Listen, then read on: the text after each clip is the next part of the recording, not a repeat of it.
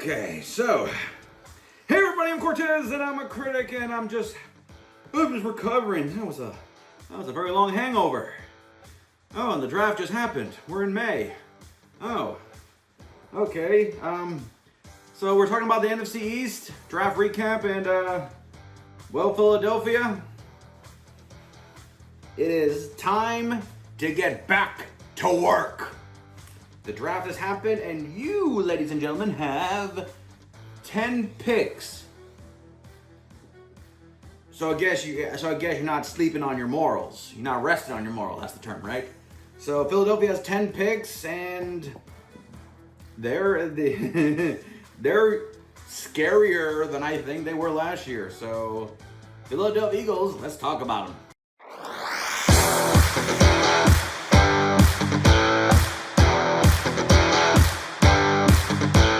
Okay, so Philadelphia has 10 picks, so not really want to waste too much time, but now the quest of a repeat, the quest of proving that last year wasn't a fluke, has now become the focal point for the Philadelphia Eagles, not just for the fan, but for the players themselves. And with everything going on, I think they got some steals with some players that I can't help but feel like, have we not learned what Philadelphia has done in the past? With Carter, with Cooper DeJean, like we just feel like that everyone else, especially in the NFC side, we are just not paying attention. That Philadelphia's taking players that everyone says they're high on your draft board, but you don't pick them. And then Philadelphia not only gets them, but they get like 2 or 3 players from everyone else's draft board. They probably should consider getting them before they got them. So with the 30, which is kind of funny, by the way, they traded literally from Kansas City to Philadelphia. They flipped. Do I believe this guy was going to be there at 31? Probably. Because I thought the Chiefs would go offensive line, which they did. So, like I said, with the 31st overall pick in the 2025 NFL Draft, the Philadelphia Eagles selected Jihad Carter, Campbell, linebacker, Alabama. Now, another player that a lot of defensive-minded people that I thought, like including the Bucs, because I'm a Buccaneer fan, so of course I'm a little favoritism on this channel, was considering for him, and a lot of people saw him as a Swiss Army knife. Like, this is a guy that's not just a linebacker, and I can't help when I hear like a guy that's known for interior linebacker, I can't help but feel like Khalil Mack? Khalil Mack? Are we getting Khalil Mack vibes here? Are we getting that vibe of a guy that just feels like he sounds a little bit more versatile? And look, since Philadelphia runs a 3-4 defense, they currently have Campbell behind Dean at the right inside linebacker. But if somehow he develops, let's be real, I don't think the Cowboys knew what they had in Micah Parsons. Now, I'm not saying that Carter's going to be an edge rusher, but if the schemes calls for it, that's potentially there. And we all know that Philadelphia's successful this year was them getting after quarterback with 4 linemen, with 4 players. Whether it was a linebacker and 2 defense, like whatever combination, they get after quarterbacks. And with Graham retiring, I think Campbell gives a little bit of athleticism. Now, they do have their solidified defensive line. I think they're fine, even though some of the players did leave and, of course, retire. But I think Campbell is a Swiss Army knife that's just waiting to explode. And I feel like Philadelphia is not going to hinder his development or even get in the way of preventing him from becoming a potential more than just an inside linebacker. Blitz package, I mean, we saw what the Bucs did with Devin White before his career sadly went off the rails, where as much he was an inside linebacker, he was very dangerous at running after the quarterback. And the way the NFC is looking, especially you got your own division foe in the Commanders, maybe you want a young quarterback to go after their a young player to go after their young quarterback. So to me, this feels more as if Philadelphia unlocks Campbell, that's potentially 10 years of harassment. And I feel like a lot of people in the NFC have got their newest defensive harasser this year. Carter, Donovan, and now Campbell, and of course, I think the Commanders got somebody, but I can't remember off my head. So I feel like Campbell is just waiting to explode. Then we go to the second round. With the 64th pick in the 2025 NFL Draft, the Philadelphia Eagles selected Andrew Makuba, safety, Texas.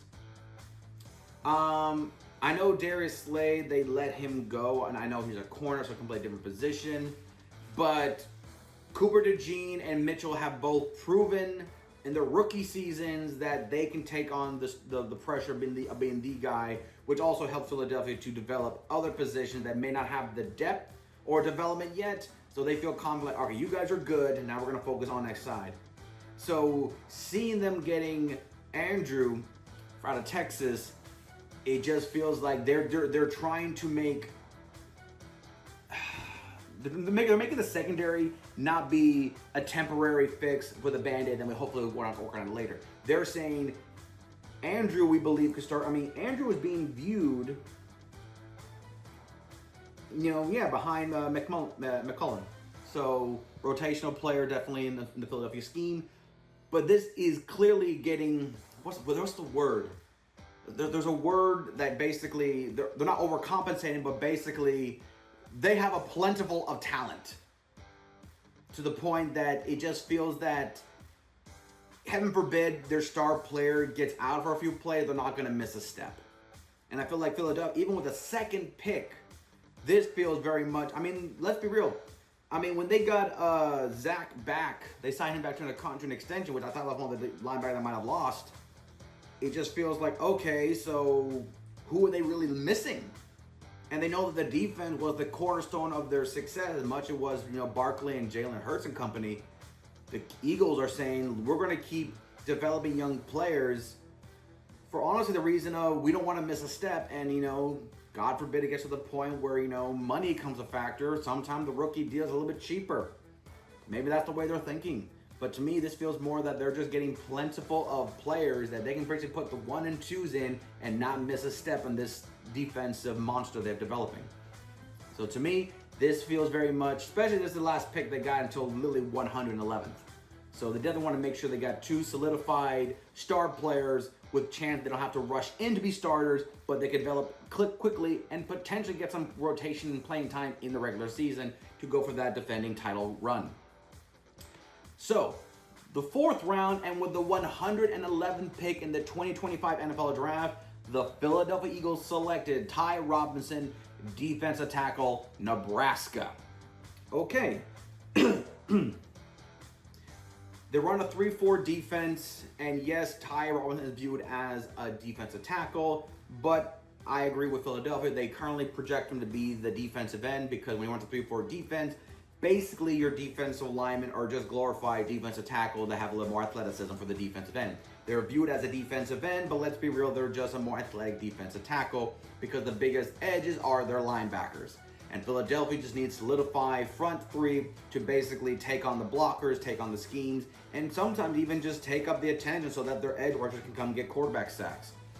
And they're getting a versatile defensive tackle out of Nebraska that has the ability to be a more of an edge rusher in it. Not to mention the way Philadelphia's defense runs, basically it's by committee. The Philadelphia Eagles remind me of the Indiana Patriots of the NBA. Not one player is the star. Their front 4, front 5, front 6 is literally based on committee. If one guy gets a sack, the next player gets a sack, and sometimes these players will be like, oh yeah, I forgot he's on the team, or like, oh, that's not one of the local star players. It's not Carter, it's not Dean, it's, Davis. Sorry, I had to pick a random name to make my point. So to me, Philadelphia is just getting lots of talent that can develop, but basically no one's running there. There's no TJ Watt. There's no Myles Garrett on this pass rushing department scheme, even though someone might argue that some of them there. Even Jalen Carter is not considered, the sack master 5,000, but he reminded me a little bit of what, Chris Jones is for Philadelphia, for the Chiefs, is that when you see number 98, he may not get the stats, but he'll be in the backfield just enough to be like, he's there, he's there, he's there. He was right behind you. And that's why I feel like they're trying to do with Robinson. Develop him and join the committee of sack-happy Eagles. Then, Philadelphia got a lot of extra players late, and I kind of feel like they're like, we're not worried about picks right now, even though they got 10. So in the 5th round, with the 145th selection in the 2025 NFL Draft, the Philadelphia Eagles selected Mac McWilliams, corner, UCF. 1. I have family that went to UCF, so this is kind of like, hey, I may have known that guy. Or, hey, you know, we are associated by location. Okay, cool. And let's be real, sometimes it's kind of cool where you're a late rounder pick and you're like, hey, I'm going to a team that's going to win the Super Bowl potentially next year. And you're thinking, worst case scenario, I get a ring. Just got to make that roster, contribute on special teams. And it's also kind of funny that they get another corner. Darius Slay, you know, they let him go. I haven't heard anything about him anywhere since. But talk about a good situation to be in. You're behind basically rookies by a year that you can learn from them, but also you're not so far beyond them to catch up that you can feel like, well, I'm never gonna make the roster because those guys are there. I'm like, dude, they're not as a veteran as you may think.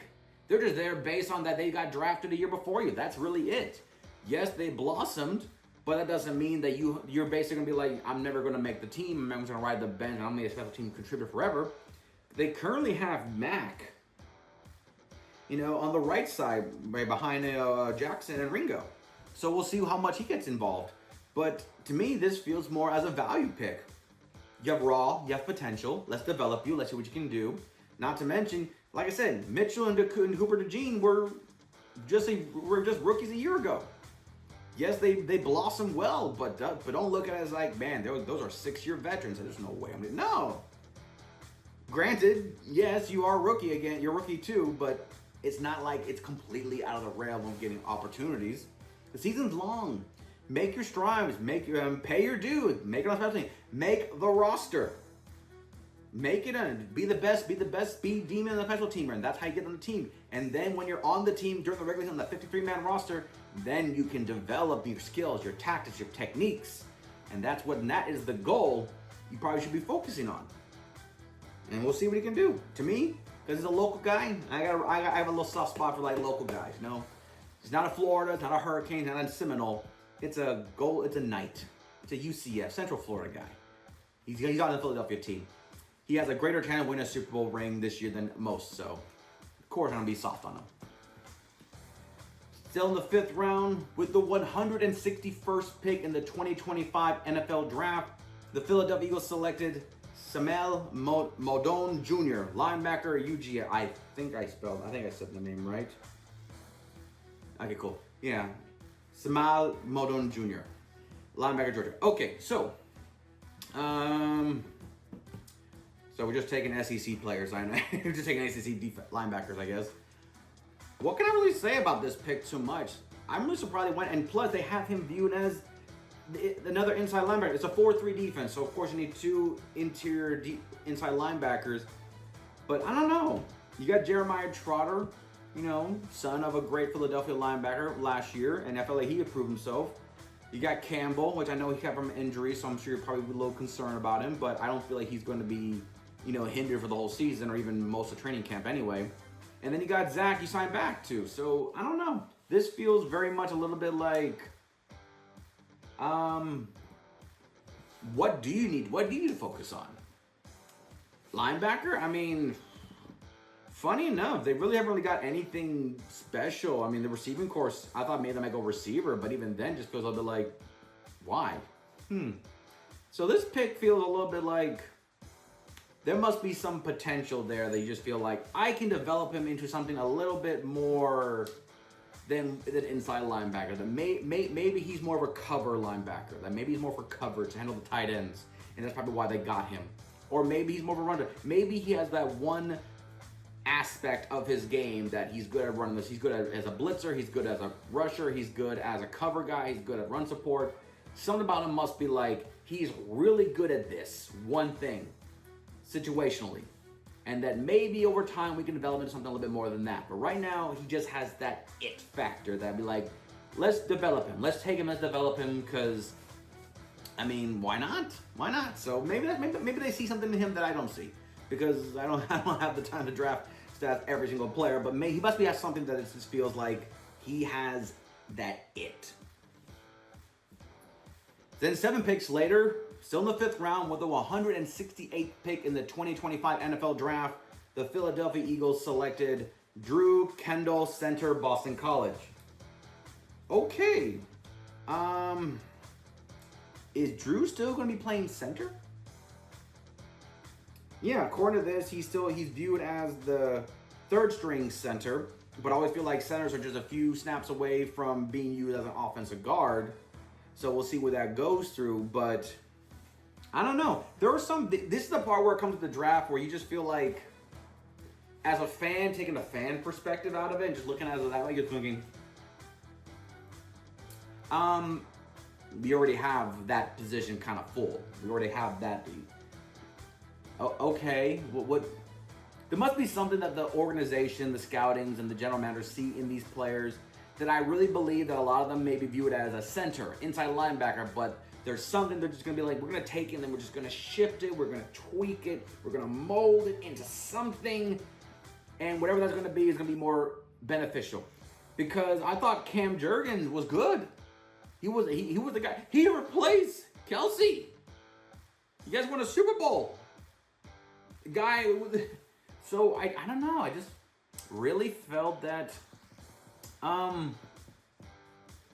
okay, there must be something there. Something there. I mean, there's a lot of these players that I just feel like you have a lot of players, and I just can't help but feel like, okay, you know what you're doing. You know what you're doing, but there's a lot of players, a lot of positions. I just feel like, did we really need that? Did we really need to focus on that?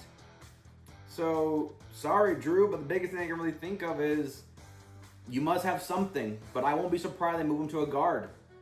But right now, he's viewed as the third string center behind Brett and Cam. So we'll see what happens in training camp, but I really believe they'll probably develop him into a different position, probably a guard in the training camp. But right now, he views a center, which also makes him a valuable player because he's interchangeable. Then we go to the 6th round with the 181st pick in the 2025 NFL Draft. The Philadelphia Eagles selected Caleb McCord, quarterback, Syracuse. 1, go Orange, man. Hell yeah. Love that. Love that. Love the university. Love Syracuse. 2.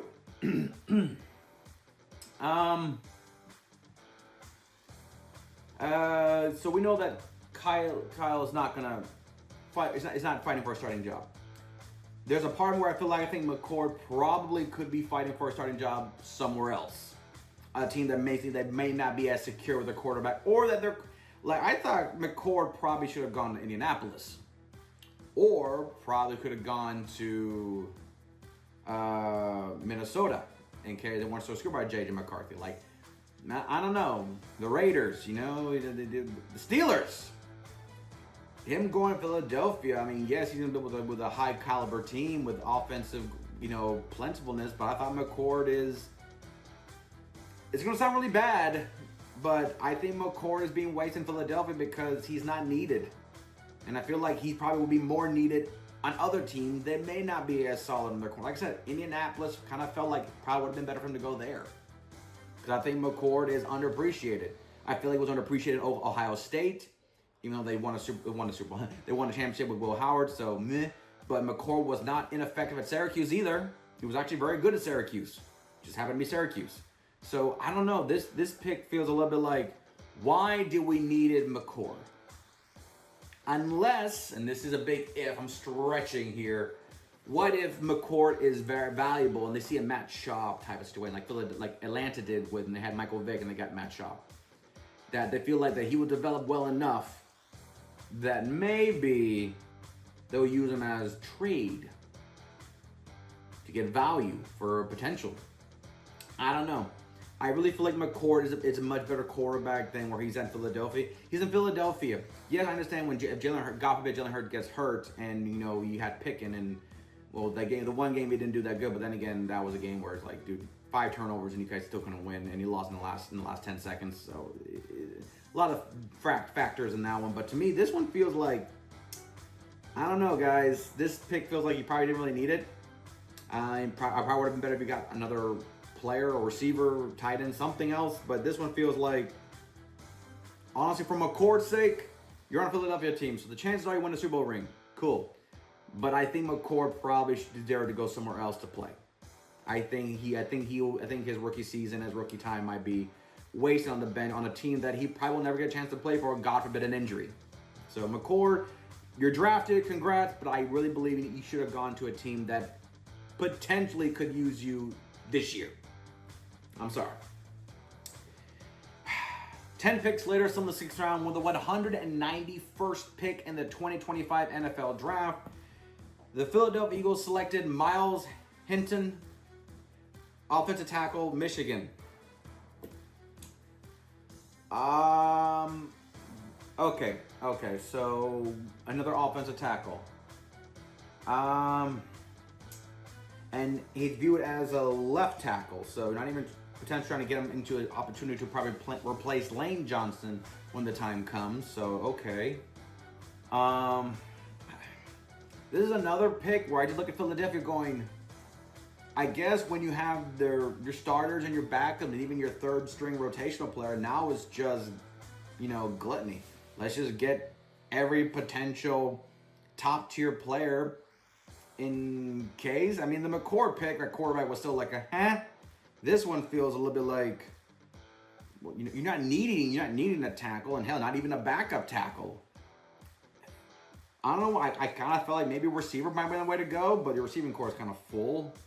Running back, I feel like yards got good. I don't know. This feels very much like, we always need offensive linemen to develop, and it's best to deal with the worst case scenario. So maybe some of these players are meant for worst case scenario situation. That's probably why. So yeah, Miles, you're drafted by Philadelphia. You might win a ring. This pick just feels a bit like, all right, sure, another tackle. Oh boy. Still in the 6th round with the 207th pick in the 2025 NFL Draft, the Philadelphia Eagles selected another tackle in Cameron Williams, offensive tackle out of Texas. So in hindsight, you're getting Michigan and Texas caliber players. Okay, so reputation based on the program does make them sound a little more appealing. Like when your resume says you graduated from Harvard, or when you said you graduated from Hartford. Okay, no disrespect to university, and I don't know Harvard's a university. I think I meant to be a Hofstadter.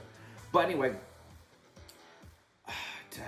and Cameron, he's viewed as a 4th stringer right tackle. So on the same side as Lane Johnson, but he's so far on the depth chart that it feels like, okay, so what do you see in him? The right guard side only has 2 according to this projection with Pryor and Green. So maybe these offensive tackles and Miles and Cameron are there to develop and maybe get moved inside. We've seen that multiple times where offensive tackle that somehow they just can't handle the NFL level of a tackle, but they thrive as a Pro Bowler as an interior lineman. Okay, we have seen that. Funny enough, we never see it that way, or we never see it the other way around. Matter of fact, that actually becomes worse. So yeah. So I don't know. This feels very much like, why not? Why not? I mean, you got 2 offensive tackles back to back that are so kind of deep in the depth chart that I can't help but feel like they're intangible. Their athletic talent is something that just says we can develop that guy into something. Maybe not what he's initially drafted as, but we could develop into something. And sometime when you win a Super Bowl, it's kind of hard to find out what player needs to really replace, especially when most of the players that helped we win the Super Bowl are still there and some are still fairly young. Graham did call it a career, but it wasn't like when Graham Long, the defense went from a top 5 defense to a top 15 defense.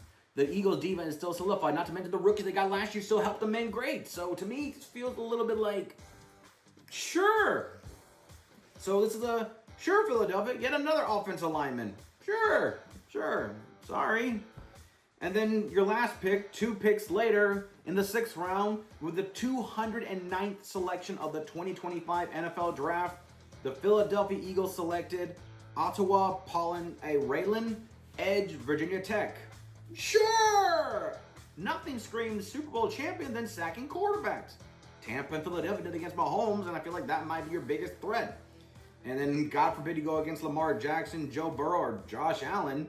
At least there you have mobile quarterbacks that can be more athletic. So maybe you want some rotational player at Virginia Tech and get a pass rusher. And what's funny is that even though he is the 209th pick and a 6th round pick, he's viewed as a weak side linebacker at 3 behind Noah Smith and Jackson Hunt. So there are a chance that he could probably get some rotational play even though he's a 6th round pick, 209th. Because sometimes what makes a good defense good, we see him a lot of time, is rotation. And maybe that's what they're seeing. He's a rotational player, and that's why they're doing it. So to me, that is something I guess we can consider. I thought there was something in my hat. We can consider moving down the line. So to me, this feels more like Philadelphia's finding diamonds in the rough. They're just going to polish and mold it and tweak it and make it pretty. But yeah, so Philadelphia, why not? They get an edge right out of Virginia Tech. So yeah, keep that, potential defending Super Bowl championship journey alive, which I think they're probably one of the top 5 teams, if not top 3 teams, to go back to Super Bowl this year. So that's Philadelphia. The grade I give it, well, with all the players they got just for depth and just why not, of course they're contenders. They're greatest contender. They won the Super Bowl. How can they not be contenders? Nothing in this draft class dictates that they would drop from a contender spot that they already had initially. And the cool thing is that coming to their rookie that were last year that were contributing to the Super Bowl winning, now they're back again. Now you're veterans. So to me, that's what I'm viewing. And for the player that I'm picking as the player to watch is Campbell. Not because he's the first pick for the Eagles, but because I keep hearing about how versatile he is, and now he's probably more than just an inside linebacker, and I can't help when I hear that. I keep thinking of, what Micah Parsons did, what Khalil Mack has done. We have seen a lot of inside linebackers, or some just linebackers in general, and they develop into something more dynamic, more of a demon of a defensive side. And this guy, when he got drafted, he was ecstatic. One, because he got drafted in the first round, which he probably was thinking, dude, I'm about to be dropped out of the first round. But also he got drafted by a Philadelphia team that won on defense. So he's around a team that already solidified defense from one defensive-minded team to another defensive-minded team. So to me, he had the best of both worlds. First-round pick and going to a team that's going to potentially win another Super Bowl in his lifetime. So why not? So that's who I pick as my guy to watch because I believe he'll be more versatile than just an inside linebacker. And that's Philadelphia. We're 2 down and 2 to go. So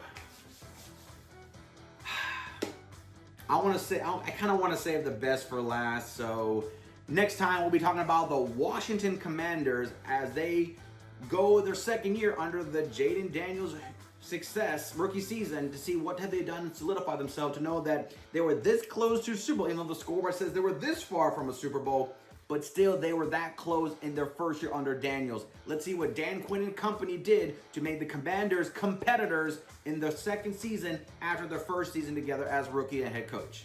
So until next time, I'm Cortez. My hair is a mess, and I'm a critic. Thank you so very much for watching.